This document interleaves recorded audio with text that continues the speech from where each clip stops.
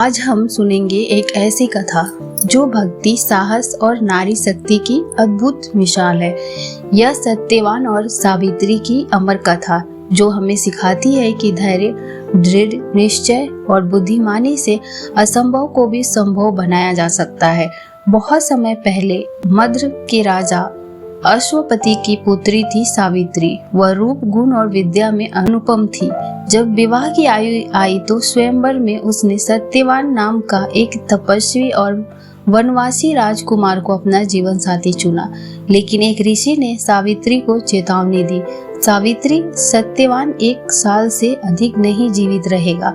सोचिए बहनों, यह सुनकर कोई भी पीछे हट जाता, लेकिन सावित्री ने दृढ़ निश्चय से कहा, मेरा निर्णय अटल है, सत्यवान ही मेरे पति हैं। सावित्री अपने पति के साथ वन में चली गई। वहां उसने तपस्वी का जीवन अपनाया। समय बीतता गया और वह दिन भी आ गया जो सत्यवान के जीवन का अंतिम दिन था। उस दिन सावित्री ने 3 दिन का कठोर व्रत रखा। उसने शरीर को तपस्या, लेकिन मन में भगवान से अपने पति के लिए प्रार्थना करती रही। दोपहर के समय सत्यवान लकड़ी काटने जंगल गए। सावित्री भी उनके साथ गई। काम करते करते अचानक सत्यवान के सिर में तेज दर्द हुआ। उन्होंने सावित्री से कहा, मेरा सिर भारी हो रहा है, मैं तुम्हारी गोद में विश्राम करूं? सत्यवान उसकी गोद में सर रख कर लेट गया और प्राण छोड़ दिए। सावित्री के लिए यह सबसे बड़ा आघात था, लेकिन उसने धैर्य नहीं खोया। उसी समय यमराज वहां प्रकट हुए और सत्यवान की आत्मा को लेकर दक्षिण दिशा की ओर चलने लगे। सावित्री भी पीछे पीछे चलने लगी। यमराज ने कहा, सावित्री, यह धर्म के विरुद्ध है, तुम यहीं रुक जाओ। सावित्री बोली, स्वामी, धर्म कहता है कि जब तक पति जीवित है पत्नी उसका साथ नहीं छोड़ती, और जब वह मृत्यु को प्राप्त हो गया तब भी उसका अंतिम संस्कार तक उसका साथ देना मेरा कर्तव्य है।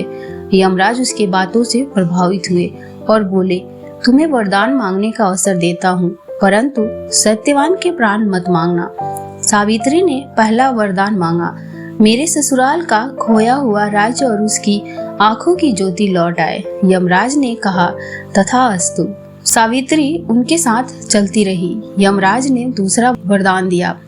सावित्री ने कहा, मुझे 100 पुत्र प्राप्त हो। यमराज ने कहा, तथास्तु।